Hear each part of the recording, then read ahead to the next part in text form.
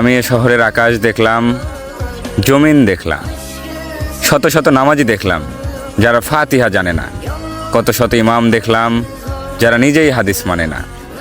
আমি এমন খাঁটি মুসলিমও দেখেছি যারা যৌতুকের টাকায় বিলাসিতা খুঁজে নেয়। আমি তোমার এমন ভক্তও দেখেছি যারা নিজের অসুস্থ বাবাকে বাসায় রেখে পীরের পায়ে তেল দেয়।